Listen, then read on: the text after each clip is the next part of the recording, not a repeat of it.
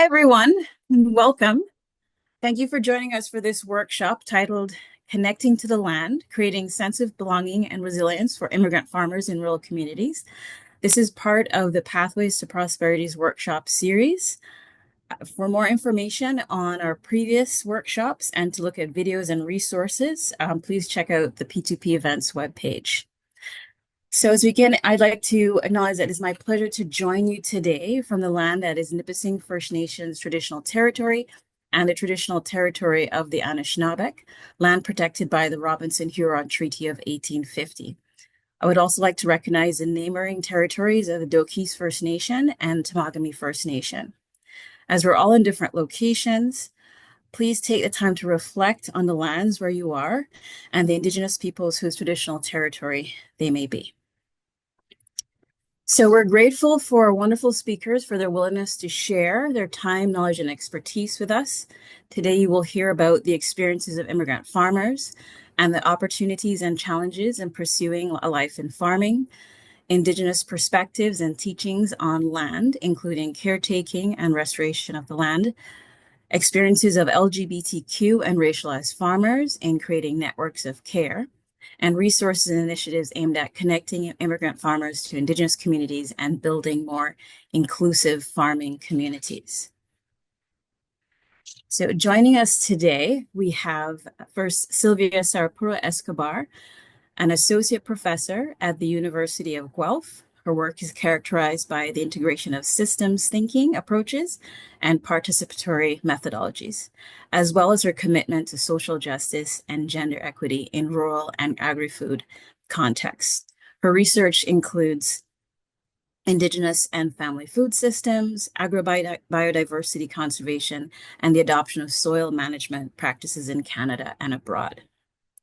We're also joined by Wesley Godden, who farms Katahdin hair sheep at Fairside Farm in Eganville, Ontario, using regenerative practices to care for the land and animals. Born in Singapore, he made Canada home and now works to strengthen both agriculture and community, serving as provincial director for Ontario sheep farmers, on the board of Farmers for Climate Solutions, and with the local Immigration Partnerships Welcoming Committee. Then we have Francis Abile, a graduate student in the Master of Science Capacity Development and Extension program at the University of Guelph. His research focuses on how self-identifying queer and racialized farmers in Ontario co-create and lean on networks of care to support themselves, their communities, and the land they steward, offering an inclusive and relational approach to agricultural features. So we have one more speaker. We're waiting for Jenna to join us. Hopefully she'll be here shortly. Jenna is an Anishinaabe Ikwe of Sandy Bay First Nation and the Employment and Training Program Coordinator at the Portage Friendship Center in Portage la Prairie, Manitoba. A mother and grandmother with deep ties to land and water. She carries many land-based teachings and lives stewardship of the land with every breath. So we're looking forward to presentations and interesting discussions. So first, I'll invite our speakers to present briefly about their background, experiences, work, and research. Then we have some prepared discussion questions. After the speakers have responded to our prepared questions, we will take questions from other participants. So please use the Zoom Q&A function located at the bottom of your screen or select the More function for that. You can type your questions throughout the workshop, as well as upvote other participants' questions so we can help to decide which ones are the most popular questions. Closed captioning is also available, so please see instructions in the chat to enable closed captioning. So I'd like to invite Sylvia, our first speaker. Sylvia, you have the floor. Thank you, Natalia. Thank you everybody for having me today. It is a pleasure and an honor to be with you. As Natalia mentioned, I am a professor in the School of Environmental and design and rural development in University of Guelph, and my research focuses more on the diversity of agri-food systems. And here, what I want to show you is one of the big projects that I have, working with some of the communities in Northern Ontario, 3 communities, but also scaling all the innovations and learning with 8 communities in the North Shore Tribal Council. My work basically is applied research because I am an agronomist. I study agronomy in Peru, my country of birth. Then I did my master's in capacity development and extension, University of Guelph, and my PhD in integrated rural studies. And after, when I finished my career, I got a postdoctoral position in Malaysia with world fish, but initially I was a plant breeder working with potatoes, native potatoes in Peru. We have at least 4,000 varieties of native potatoes, but also a diversity of crops. Then when I went to Asia, Africa through world fish, and then later on, I worked for the Dutch government, working in family agriculture and working with indigenous communities. When I came back to Canada as a professor, I decided to continue working with peasant campesinos, the peasant indigenous communities in Latin America, but also I had a privilege to establish a partnership with different communities in Northern Ontario. And what is the intention on this? And you can see from what I am sharing is well, we have produced a lot of material in order to work with the communities. We provide training, capacity development, but also we do research. And as Natalia mentioned, it is about doing research with the communities and following all the OCAP principles, the 7 grandfather principles, the 2 IC principles. And our intention is that Northern Ontario communities or any community, indigenous community in Canada, network with farmers in Ontario, small scale, medium scale, large scale, but doing research that will benefit not only, and most importantly, to the researchers, no, but also to the communities, because what I am, my aim is that, and my goal is that we have researchers that are practical, are interdisciplinary, but also respect and value indigenous communities in Canada or around the world. And the way that I do research is not a extractive way, but it is more building, creating, and strengthening capacities and valuing the indigenous knowledge or the knowledge of small scale farmers, no? Farmers in Northern Ontario, in Southern Ontario. I have been involved in other projects with farmers, immigrant farmers, young farmers who come to Canada in order to produce the food that they produce in their countries. They come with expertise, but unfortunately, and we will be talking more about that, they have also to face challenges and limitations. But if we create and we strengthen the networks and of knowledge sharing among all groups, I think that we will have in Canada a diverse group of food systems that will satisfy not only the communities, no, that depend on the food that they produce, that they will produce, but also consumers who are part of communities, but also schools, hospitals, or consumers who come, immigrants who come to work in other businesses in Canada. Again, thank you for having me. And now I pass it to Wesley, and thank you.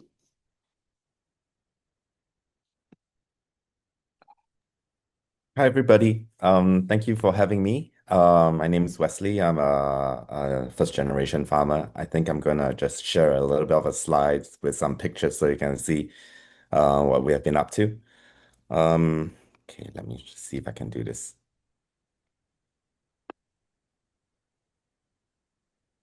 So once again, thank you so much for having me. This is one of our newest pictures. Can you see my slide?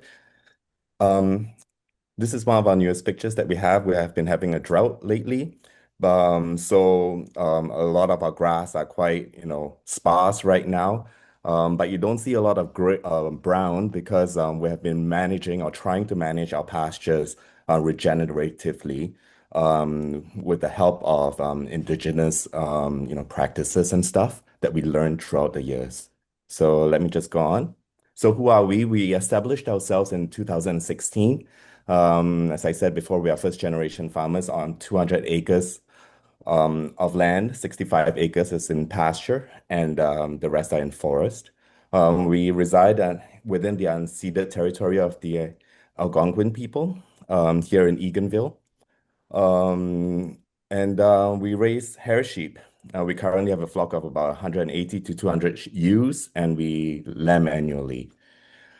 So what was life before farming? So I grew up in Singapore, came to Canada to study in the 90s, and um, and uh, finished university. And while I was in university, I met my partner, and we have been together since then.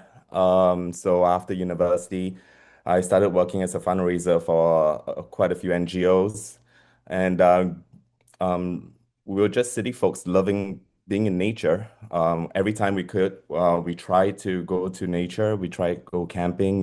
When we came back, we were not really that motivated to come back to the city every time we left. So we grew food in the city too. Um, and we're just so passionate about the environment, about, what food we ate, how our animals were raised, how animals were raised in general. And it just felt right for us to actually move to the farm because that was what we really wanted to do. I grew up in Singapore, so if anyone knows about Singapore, it's all high rises and being in nature is it's really precious to us. So today now, after 9 years of hard work, we now graze and raise our animals ethically. Ethically meaning humanely, yet we are also treasuring the earth that we are actually on. So we try and farm regeneratively, and I say equals to indigenous farming practices. Um, what I really mean is, a lot of times we try and farm, and we think permaculture is something new, or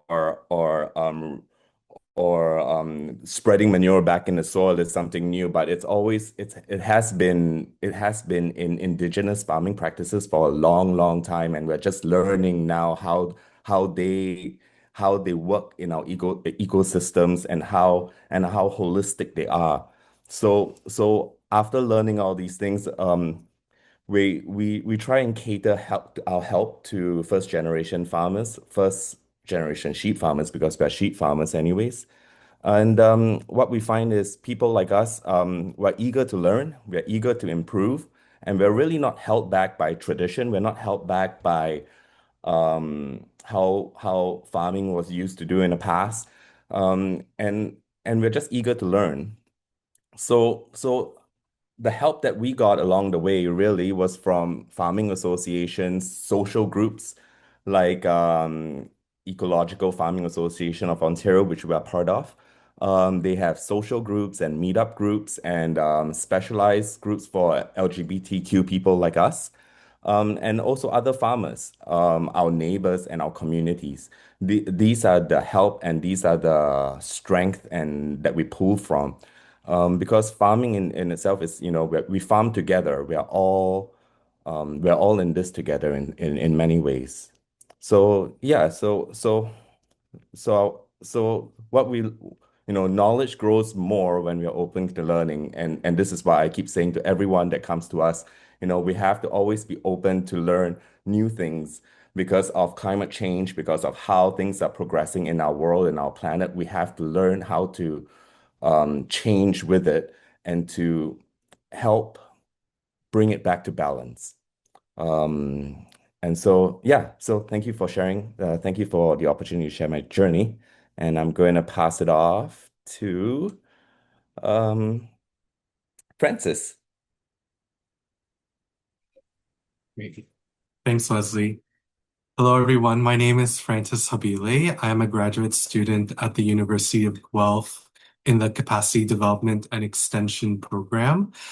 So my research really looks at how self-identifying queer and racially marginalized farmers practice and reciprocate on their networks of care. And when I say networks of care, what does that mean? So in the research, care is everything that we do to continue, maintain, or repair ideas of a good life for ourselves and everyone else. So in this way, farmers are experiencing care in whether that could be teaching or feeding or learning or participating in something collective or developing relationships. And in the research, we're seeing that the farmers are really practicing this on a daily basis as they work with the land. They have direct relationships with the plants, the environment, the mountains, the rivers. I wouldn't say forced, but they're put in this situation to say that I'm actually participating in the ecology of the space and I'm not separate from it, of the nature. And so the farmers are really looking at these as at two big points. The first point being that these farmers are looking for land access. Land access in the form of, yes, having acreage or just having farming space to grow, whether that be urban or rural. But more importantly, land access in their early career, to develop experiential learning and their own personal development, in particular youth farmers, to just have farming space or have land to experiment and try out agriculture at their own pace without without financial pressure. So it could be incubator programs or working at a community garden where they might just want to grow squash just for the fun of it, or just experience how it is working the land, working labor during the growing season. And these are really skills that are important to them in building their confidence as they move towards agricultural careers and develop those industry relationships. The second part being farmers really are prioritizing their well-being when it comes to their agricultural practices. They're developing really strong relationships with people and systems that reflect their ecological and social values. For example, some of the participants bring some of their agricultural knowledge from their home countries, where farming might be more collective or more urbanized. And they really want to see this more collective farming work to happen in their space, but they don't see it here. So as a result, they're kind of making their own niches and developing those own communities where they can farm collectively, and work together towards, whether that be a community garden or just producing on a small scale or a large scale. It was very important for them to work together as a group and not necessarily just, buy an acre for themselves and then just keep to themselves. And the last point is the farmers are focusing on reciprocity, on those relationships where there's a give and take, in particular to their relationship to nature and to their marketing opportunities. And one of the farmers like to say that they knew they were doing well if there were foxes on the farm, because it symbolized that there was a food web happening, strong enough to support carnivores. Yeah, thank you. So I'll pass it on to Jenna.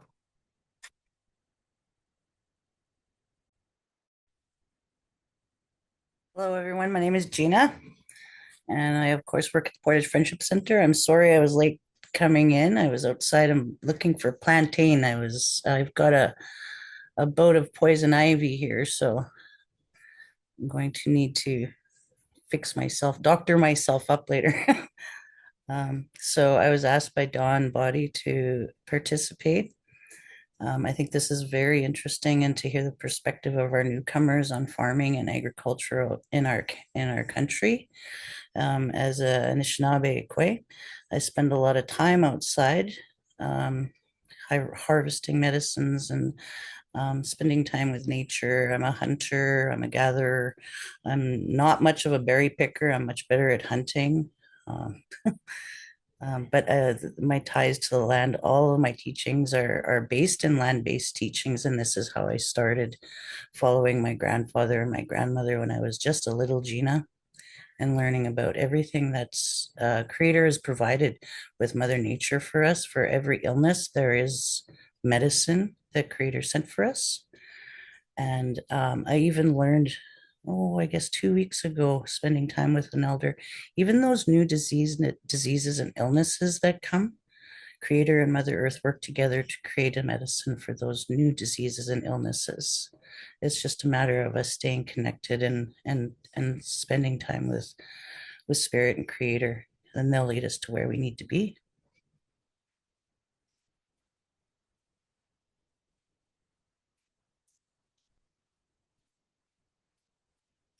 Okay. All right. Gina, did you have anything else you wanted to add, or? No, I'm just thinking that I'll sit and listen, and if anybody has any questions, I can't say that I'm the be all to end all because learning is a lifetime, right? So I hope I can help, and if not, then you know what? I have lots of elders that I spend time with, so I can consult with them afterwards and definitely email someone to share with the rest of the group. So yeah, I'm excited to be here and so many happy faces today. So that's a blessing. Jimmy Rich. Right, thank you. Thank you for our speakers that are getting us started and very interesting and insightful comments. And I appreciate your opening remarks. So now I'm going to turn to some of the discussion questions that you've had a chance to look at. So the first is, what attracts immigrants to pursuing a life of farming in Canada? What are some of the motivations and aspirations behind the choice, the type of agriculture, the location, or the community? I know, Francis, you spoke to this a little bit, but who would like to start off first?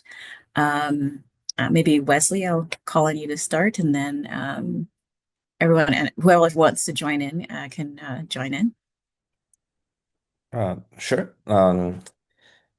I guess my pursuit, why I wanted to be a farmer was actually not because I wanted to be in farming, because I wanted to be closer to nature. And in Canada, in order for me to be closer to nature and to have land to be able to be custodians of, um, I need to do something with the land and not just leave it because it doesn't. Mm, I guess finance companies will not allow me to finance and get a mortgage for anything that I'm not doing, like if I'm not farming on it, because of the acres that we have. So, so, so, so being closer, trying to be closer to nature, that was really what motivated us to want to actually start something. We are also foodies. So I'm coming from Singapore. I love food, and just knowing where my food comes from, knowing that it's grown and raised ethically, is humanely, that my animals can have the freedom to go to the pasture back and forth when they like it, not confined. These matters to me. And so that was one of the reasons why we wanted to actually start farming too, so that we knew that what we were raising was going to be was enough for us. You know what I mean? I'm not too sure if I'm explaining it clearly. So that was really our motivation and aspirations for actually wanting to do farm. And after that, we decided, okay, what are we going to farm? And we chose sheep because it's It's one of the easier livestock to actually get into. And it's one of the livestock that you can actually help regenerate the land with easier. So that's what we did. Yeah. Uh, yeah. Would anyone else like to add to that? Um, Yes, Sylvia. maybe I can go next. Yeah, and Wesley, thank you so much for sharing all your experience, but also your knowledge, because yeah, you mentioned initially the work or engagement that you have with the ecological farmers of Ontario, and I think they play a key role in order to support incoming international farmers or immigrants, but of all ages, no? And for me, what is more important is to see a lot of interest of graduates or young people who come to Canada and they have interest in working in farming, in producing niche markets or being part of niche markets, and to continue valuing their culture, no, and the food that they consume at home. For me, it is very important, is key, no, now that Northern Ontario is embracing more incoming farmers, but also uh, I see the motivation through FAO and other organizations promoting youth groups, no, and exchange of knowledge, capacity strengthening between older farmers and also young people, and providing not only information but also technology. For example, seeds and ways of working the land maybe differently, and adapting their knowledge, no, to different climates, no, because we have to be realistic that the context is very specific for farming, and it sometimes takes years in order to learn and to manage better the land.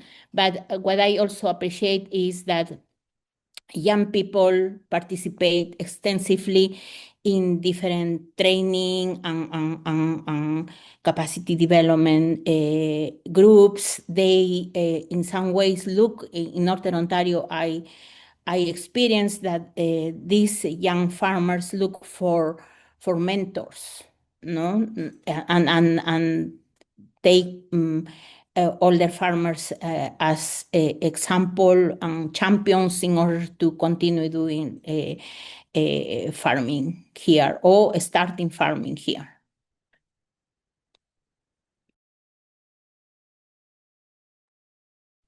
Maybe I'll share a bit about this small newcomer agricultural project I was a part of.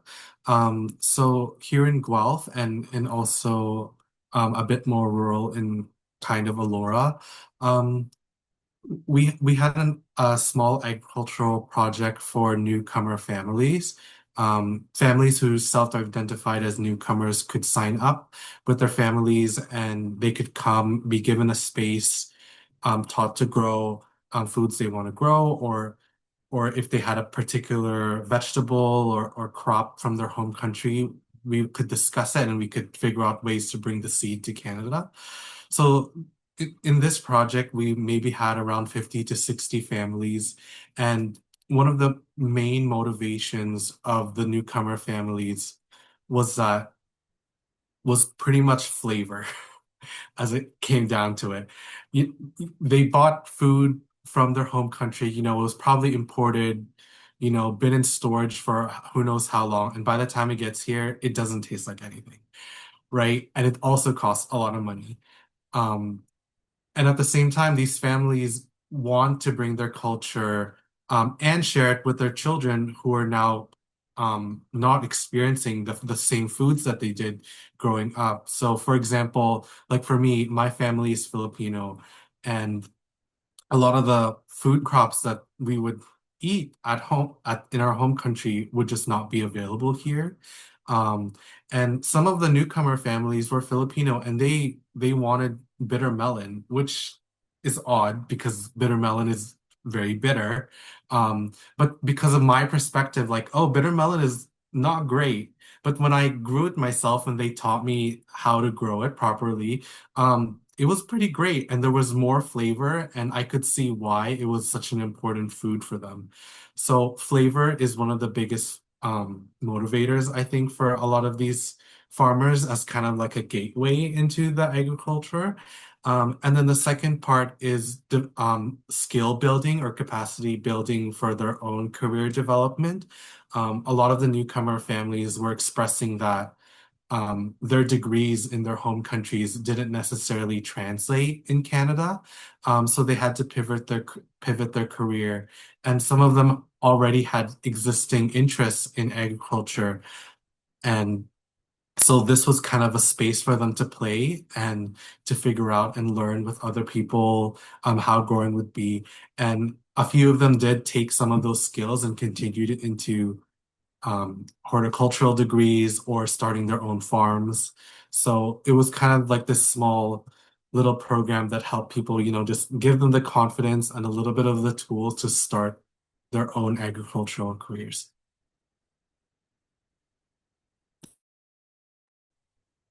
Right. Thank you. Gina, do you have any comments or follow-up questions for that?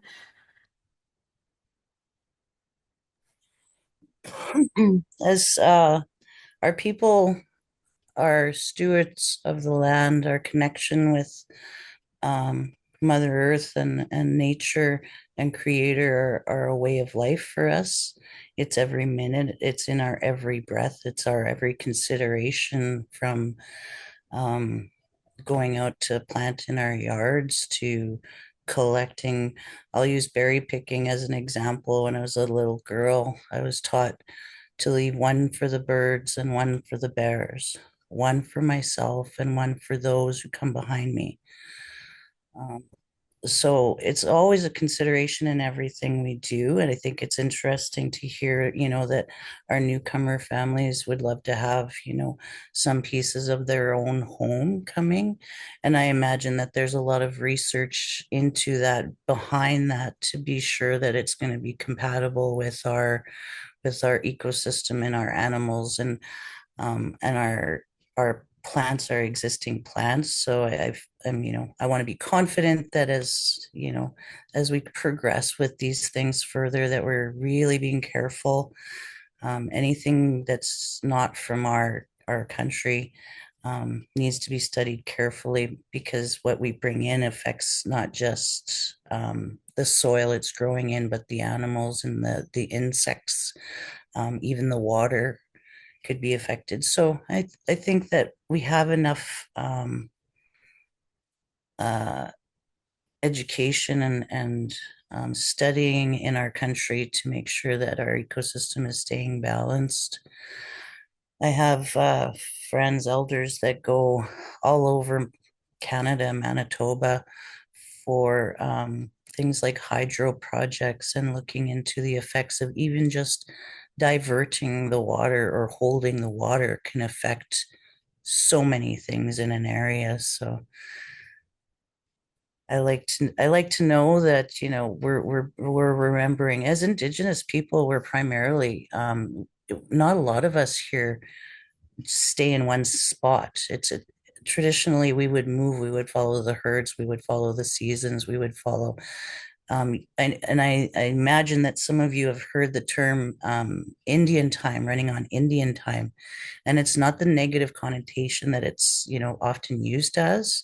When I use that term, for instance, coming up here for me in my Indian time will be hunting season, where we start looking for the animals to keep us through the winter, to find those medicines that are only going to be available in this season. In Canada, my teachings is that we have medicines available all year round, In fact, some of them are at the very best at the peak when it's minus 25 or minus 30 out, and that's when we should be harvesting those. So we do understand that in the time that we live in and the amount of people that we're trying to feed and make sure that with food security that everybody has what they need, that farming is a necessity. It's not like it was hundreds of years ago. The knowledge that some of us still carry is not as widespread as it used to be. We used to live off the land. We don't, how do I explain this? The land doesn't belong to us. We belong to the land, and the land dictates to us when and where and how much. So I'm really interested to hear more about this. I would love to see our newcomers feel at home and bring pieces of their home. And if it's, if it works well, I think it can only benefit all of us in Canada. Yeah, I just wanted to touch on what you were just saying. How you move with Indian time, and with us, we graze our animals on pasture, and we move our animals so that they are always moving like the bison moves. And so we're actually trying to improve our pasture while we move our animals. And it's quite interesting how regenerative agriculture and indigenous teachings really come hand in hand. And it's actually indigenous teachings that we are learning about, the permaculture that we are learning about, the ways we work with nature and not against it. But I think what really touched me about what Sylvia also was talking about was how organizations and associations like EFAO can bring people together, can bring new farmers and give us the knowledge that we actually seek, that we can actually look up or look out to other new farmers and gain experiences through our failures together and through our successes. And Jenna, you were speaking about how we need to be Gina, you're speaking about how we need to be mindful about the seeds and mindful about how we plant stuff. And EFAO, for example, again, I keep bringing back to them because they're a fantastic organization. We have farmer-led research on farm to actually see what kind of seeds work here. And when those seeds work, we start spreading those seeds to our other farmers in the area, asking them to please try this plant, please try the seed. Does it work in your area? And start multiplying that knowledge with other folks around. And that's just all these new farmers and people like me trying to get into farming and learning as we go. So yeah, it's amazing to hear. Thank you. Yeah, thank you, Wesley and Gina. Thank you for sharing all what you have mentioned, because we are experiencing it in our work with Northern Ontario communities. And for me, it's also a validation of what I am used, no? Because I come from a region where peasant or indigenous communities are established, and well, the difference is that with them is that they possess a pool of biodiverse seeds, no, from different plants, roots, tubers, bushes, and trees. So they have food all year. But what I appreciate and I value is that in Canada, indigenous youth, for example, the indigenous youth that we are working are not in the communities, are not only from the communities, but also immigrants. We have a person from Mexico, another person from Guatemala, and they are youth, no? They are living in the community, and they are champions in the community. Why I call them champions? Because we implemented gardens, community gardens in these communities, and they are the keepers of the gardens. We call them our garden stewards. But also in our work with schools, no, you see that there are different groups of immigrants also from Africa in elementary school. And we are planting the seeds with them, and we have installed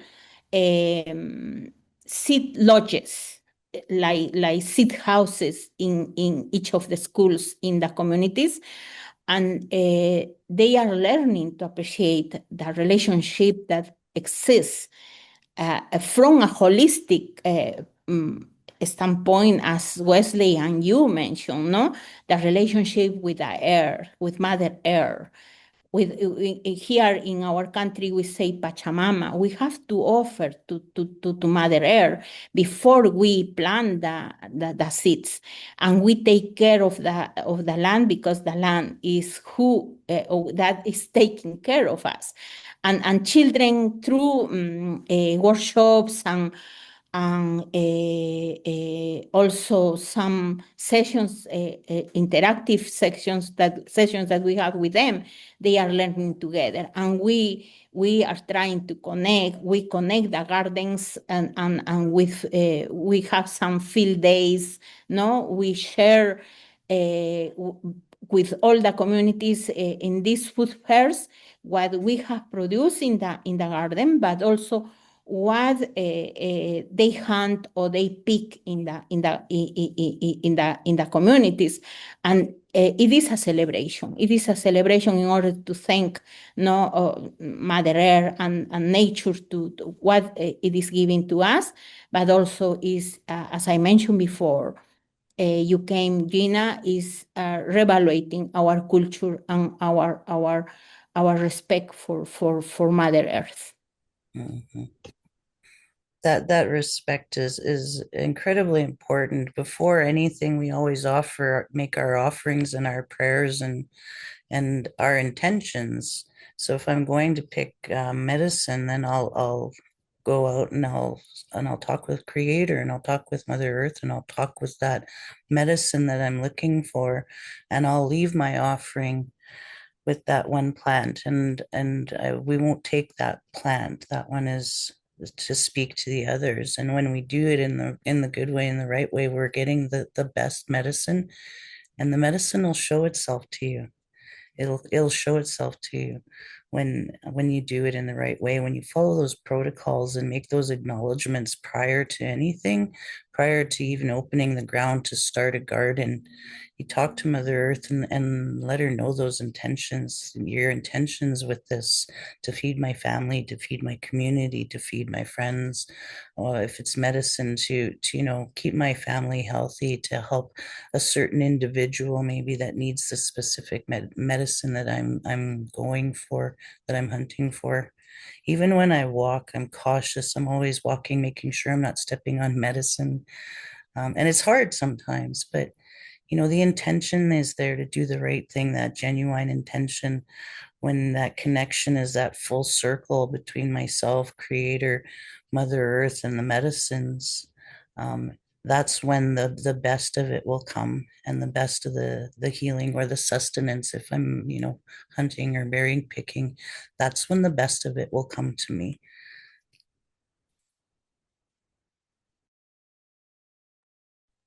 It's Okay. quite interesting you talk about medicine, and sorry, I'm just cutting in a little bit, Natalia. It's Okay. Because right now we're going through a struggle right now on our farm. Here in Eastern Ontario, we are going to be sprayed with herbicide very shortly in the Ottawa Valley Forest and above. And so we are right now trying really hard to stop this because we know this is not good for our forests. It's not good for the communities that rely on foraging food. It kills broadleaf plants. It strips our forests of any fire protection.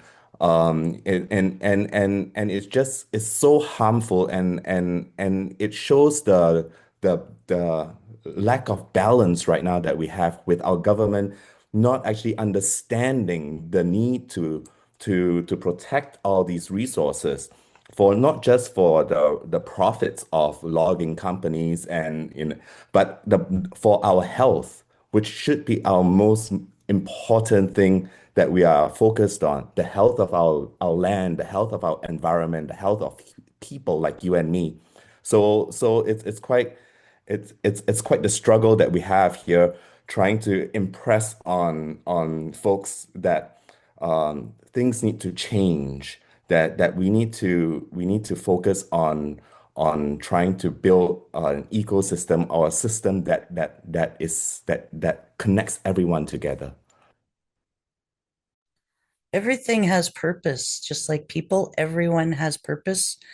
And that balance that you talk about is something that we try to live with as Indigenous people, that balance between man, wife, and children, and creator, ourselves, and Mother Earth. Everything is about that balance. And to it's important to keep trying, though, to explain the importance of every plant and animal has purpose. Those plants that they're wanting to get rid of are medicine. It's so difficult sometimes because, again, they're it's just the one way seeing. As Indigenous people, we're trying to see that way of seeing, with that Western connection and our Indigenous connection, because everything in our lives need to be balanced, and this Western connection is not going away. It won't go away. So we need to find that balance between it. It hurts my heart when you talk about how they, disregard certain things as not important, or having no value. Even stinging nettles carry medicine, right? So, I mean, we do have work ahead of us. I know that until it's time for me to go home, this is the kind of work I do.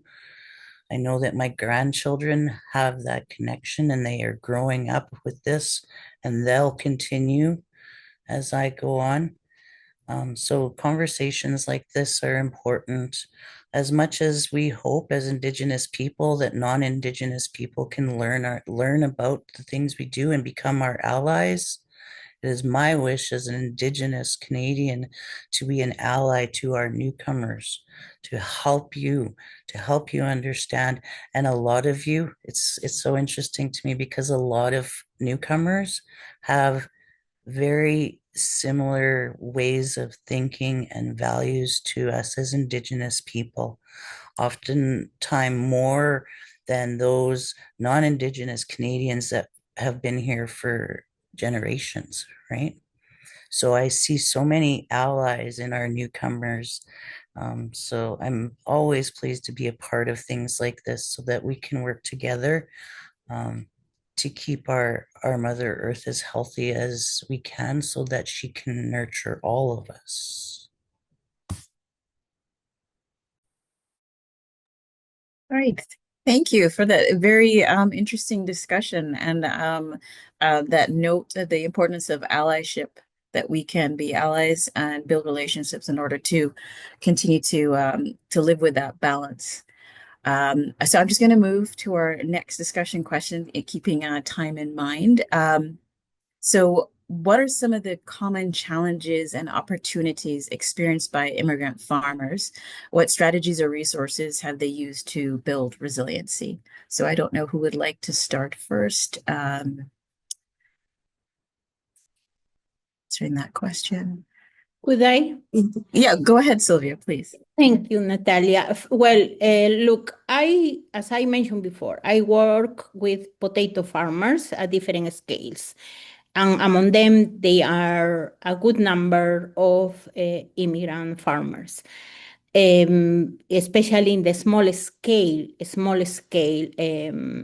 food production. I work with indigenous communities and I work with international communities connecting and partnering with North Shore Tribal Council.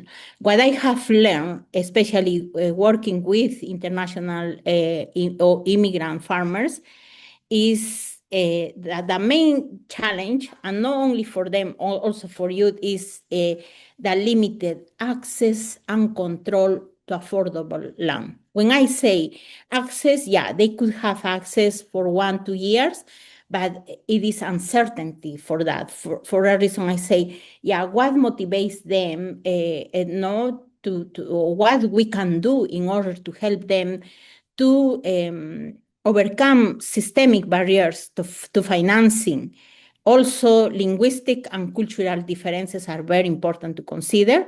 And mostly it is that they are not familiar with Canadian regulatory systems. We have to look for the avenues and organizations or entities that can help them on this. We know, and Wesley mentioned it is a climate change, no?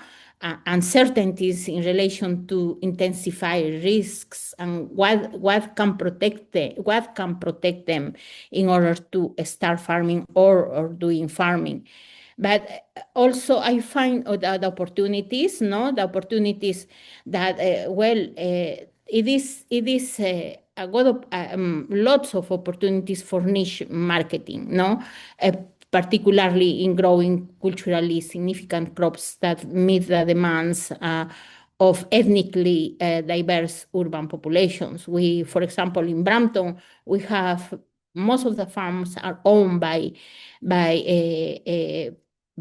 people from Southeast Asia and from India. But I think it is another aspect that we have to consider is resiliency strategies. Wesley said it clearly. It is not only about sustainability from a holistic standpoint. We have to look farming from different angles. Some people concentrate more on accessing land, technical issues, but what about the social aspects? The networking is very important. For me, I stress it out because Wesley also mentioned about that, is that connecting immigrant farmers to, for example, FAO. FAO has this capacity to form farmers, to support them, but also mentor them. And I work closely with them, and I see all the gatherings that they organize, how they connect immigrant farmers with champions farmers from Southern Ontario, from Kingston, from Hamilton. So it is giving emphasis to community supported farming, no models. Leveraging diaspora networks for market access and seeking training or mentorship through these programs that I mentioned before. But also, there are farmers in the potato sector. What I experience is immigrant farmers have adopted hybrid farming models that blend traditional indigenous knowledge, as Wesley says, he's doing it, no, with Canadian agroecological practices. Permaculture is one of the best options for farmers, but also agroecology. And some farmers feel a little bit resistant in order to apply these agroecological practices, which builds, it is the Western name that they give to agroecology, but it is traditional indigenous knowledge there, no? Based on the foundation of the respect to the land, taking care of the land, of the soil, but working in the way that it can be nurtured, it could be healthy in order to produce and also to give us the food that we need.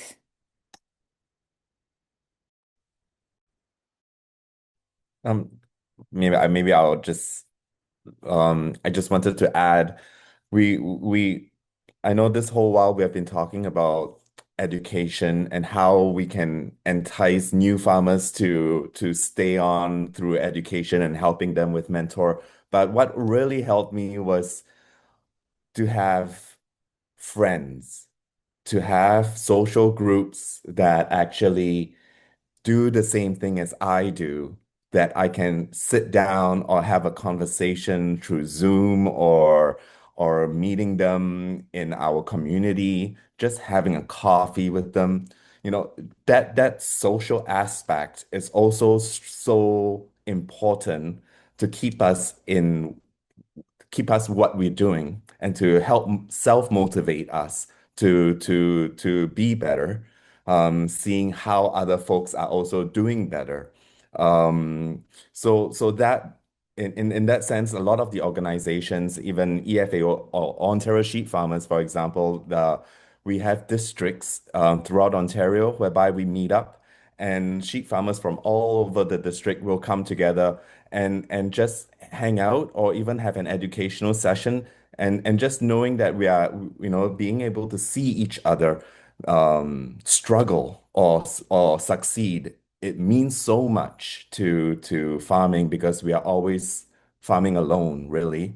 If we are a small farm, I sometimes I don't see people for 2 weeks. So that's how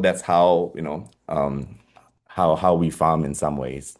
So yeah, having that support system is also so needed to encourage us to want to do more and be better and to stay in farming, really.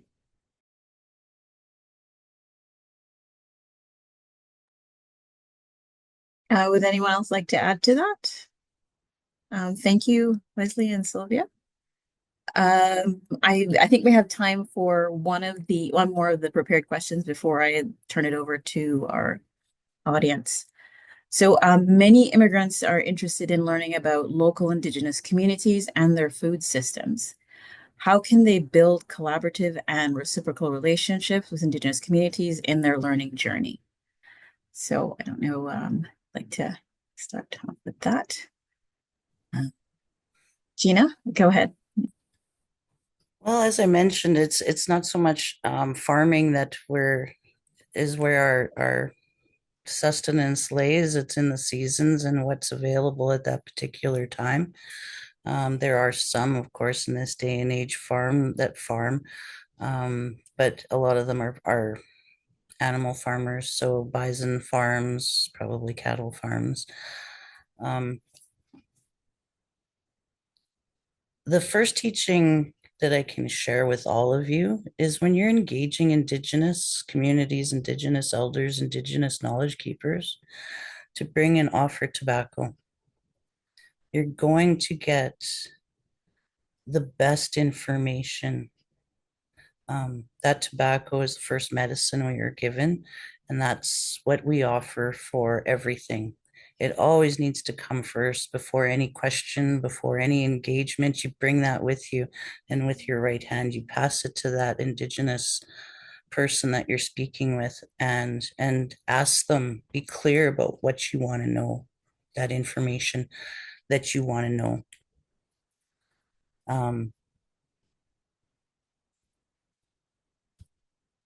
And ask them about specifics in the way of what can you tell me about the land that I'm living on here? What, in your opinion, grows best here? In Manitoba, especially, there's a lot of different soils. We were once actually a very large lake called Lake Agassiz, and that's where our two big lakes have been split off from. So I've driven across our province from where that old lake started to where it ended on the west side. And you can see the soil changes. You can see where it was obviously the deepest part of that lake, and then to the shore, because it's very sandy in those areas. So of course, in those areas, there's different things that we look for. Hunting is another big thing for us. Every season has something that we can hunt, except for that season where they're spawning, or where they have littles. I call them the little animals. They're babies. I think that the best way to approach that would be asking, advice as to what grows best in this area. We can tell you what these plants are and why they're available here in Manitoba, but maybe not in the Interlake, or vice versa, and why certain things grow next to certain things or on certain things. Medicine chaga only grows on birch trees, and that's best to harvest in the winter when it's really cold. So yeah, just consulting and just remembering that first protocol, because that's going to give you the best information. They're going to know that you've been, consulting with Indigenous people that can help you to open those doors in the right way, to ask those questions and just be clear with your questions. Because when you pass that tobacco, that's opening that conduit between that person you're talking to and creator. And creator will give them the best information that you're looking for. Again, I have no expertise in farming because that's not how I live. That's not how I ever lived.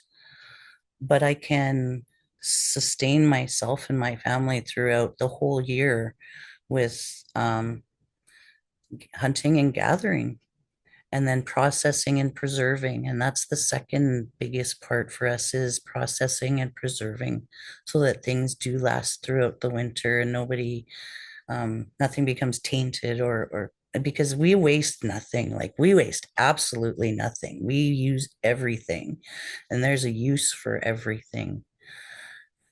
So I think that that's probably going to be the best advice I can give you in the way of engaging Indigenous communities, is doing it in that right way. And if you have somebody that you work with that's Indigenous or has those Indigenous teachings, engage them to be that balance, right? And once you pass that back out to them, they're going to do the very best to help you keep that balance between nature and what's natural and what we're wanting to do with our Mother Earth. This isn't anything that in Canada was ever really done in our area. We were always nomadic, and we always followed the medicines and followed the animals and followed what was needed. So that's the best advice I can give you on that, is consulting with your local Indigenous and remembering that protocol to get the very best information. And agriculture, like in my mind, of course, is farming, but it also includes that our waterways, and being really careful about our waterways. They're in crisis right now. Our freshwater lakes here in Manitoba are struggling with those zebra mussels, and that's a really good indication of what not being careful enough can do to your ecosystem. So I'm pleased to hear that there's so much work going into that by my allies here. So I don't feel that there's going to be imminent threats. That's something that's always on my mind, right? Like, what are we bringing in, and is it going to be compatible? Is it going to, kind of take over, things like that? So I'm so glad to see that so much work is going in behind the actual opening of our Mother Earth and planting things. So Jimmy Gwitch for that. I think from my point, sorry, Sylvia, go ahead. No. Oh, from my point of view, having Indigenous people like you explain and teach us, new farmers, your ways, and show us how you do things allows us to learn. Being able to be exposed to that kind of knowledge through associations, through workshops like this, through local teachings, it's how we learn to be better in that sense. And for me personally, I try my best to, although we are a regenerative farm, I want to say we are trying our best to also, regenerative is trying to be um to follow the native ways of doing agriculture, growing food. And that's what I'm trying to show people that what we're doing now, we're going back to basic really. But it's not really basics because it's advanced. And how the Aboriginal ways or the Indigenous ways are ways that we can learn from. So yeah, thank you so much. Yeah, I agree with you, Wesley. And Gina, thank you for mentioning about building relationships. For me, from the experience that I have working with First Nation communities in Northern Ontario, the most important is building trust, no? Yeah, for authentic partnerships and reciprocal relationships, because yeah, it doesn't happen overnight. It has to be built and also nurtured, no, as we work with them. But for the most important is that after you build the relationship and you gain the trust from communities, you can engage with them in dialogue. No, we use participatory tools in order to do visioning exercise with them, doing a historical analysis of the community. What are the shocks and the challenges that the community has gone from the past to the present, and how they envision the change for the future, and how do they see us, no, working together with them under their leadership, no, in order to complete things. And we have been invited to indigenous led food initiatives, as I mentioned before, to the food showings, food fairs that we have with the communities, and we learn. No, we learn a lot, and also we value what has been in the communities, what the type of knowledge that it has been there. But also we see, from what we say, that that we guide our engagement by principles of consent and reciprocity. We have consent agreements and research agreements with the communities to ensure that knowledge exchange doesn't replicate extractive practices, as I said to you before. We want everybody to benefit with this engagement. But for immigrant farmers, that we have seen is, for example, land stewardship efforts. For example, as Gina mentioned, in any of the communities, all the communities that we visited, there are different types of soil, no, and how we improve, what kind of amendments we can have in order to improve the soil, and what kind of management for the soil can be that. Then, as our project advocates for indigenous food sovereignty, is building that social network inside the communities, as Wesley said, but also outside the communities. We bring specialists, for example, and champions from FAO, from Food to Harvest organization in Thunder Bay, from the Health Unit in Thunder Bay. We bring technical expertise from OMAFA, the Ontario Ministry of Agri-Food and Business, and they are there from the first moment. They engage with communities, and also we all together show respect and reciprocity while we engage with them. And for us is very important to value and revalue the cultural perspectives, but also doing it in mutually respectful ways. And I think, as I said, we have been working with them for 3 years, and we want to continue collaborating with them, no? And it is the reason that we have master, PhD students, postdoctoral fellows working with them, because we want continuity to it. Once we engage with indigenous communities, because they bring everything from them, and we have to also retribute to it, and also continue that relationship, and enhancing and strengthening that relationship that is based on respect, humility, and also a commitment to listening. As Gina mentioned, we engage with elders, and we learn from them and all the knowledge that they have, but it is also done with respect and reciprocity. Thank you.